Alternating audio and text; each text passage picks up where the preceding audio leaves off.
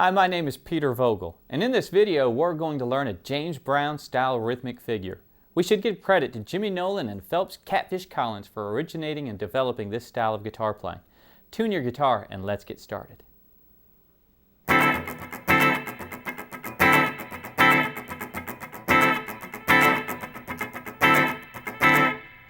So what's going on here? In my left hand I've got a D9 chord. My second finger's at the 5th fret on the 5th string. My first finger's on the 4th string, 4th fret.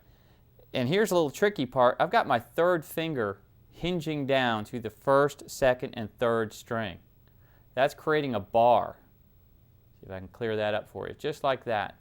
I'm playing these first 3 strings with that and putting this down.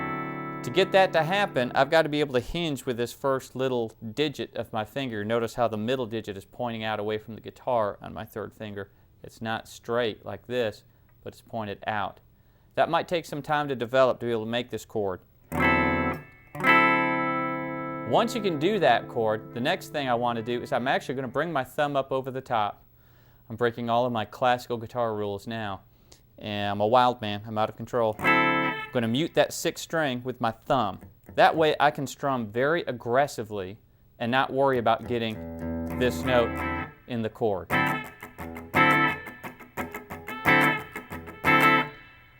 The next thing we want to know is that I'm playing the chord for 2 strums, down, up, then I'm lifting up on my left hand just enough to mute all those strings, and I'm doing a bunch of muted strokes.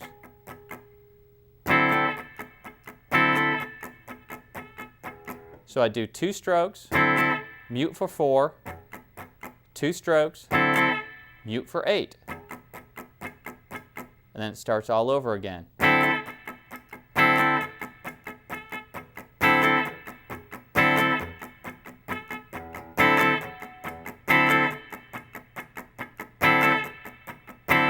Again, how we're getting that muted sound is my whole left hand is lifting up just enough, and my thumb has to keep muting that 6th string. Another part to this equation is my right hand.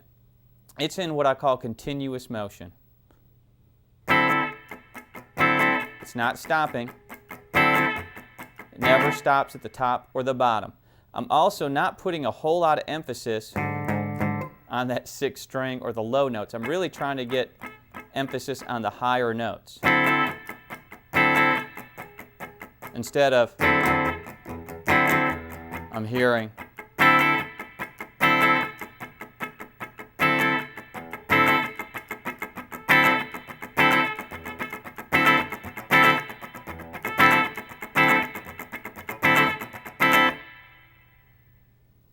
If you have trouble with this style of playing, you may want to practice the muted strumming drill first. This will make all rhythm playing easier.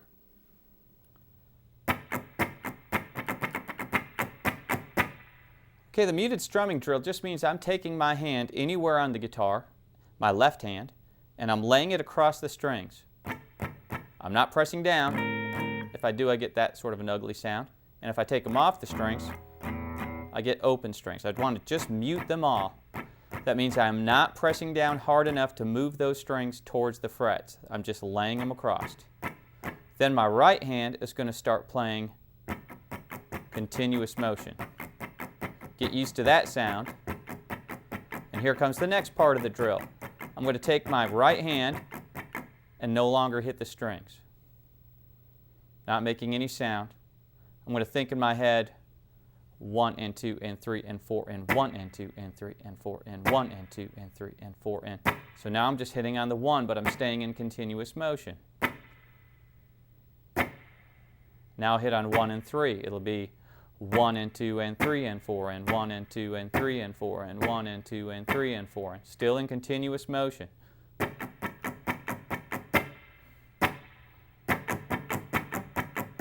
You can make up any rhythm you like doing this. Start with this little idea where we're playing just 1 and 3. Then add some upstrokes.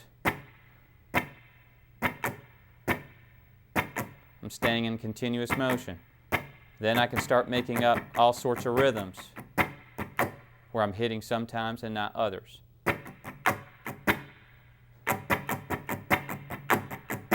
main thing is I'm staying, once again, in continuous motion.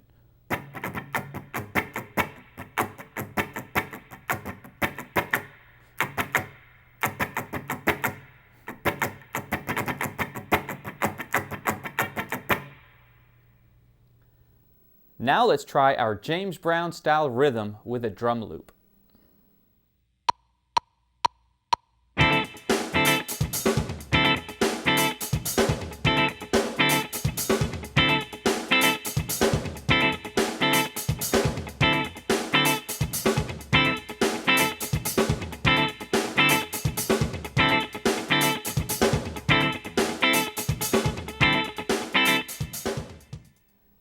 That's it for this lesson. If you like this style of guitar playing and want to learn more, try my series of premium video lessons in the James Brown style. Premium downloads are much longer and we're able to get into greater detail. My name is Peter Vogel, and I will see you again soon.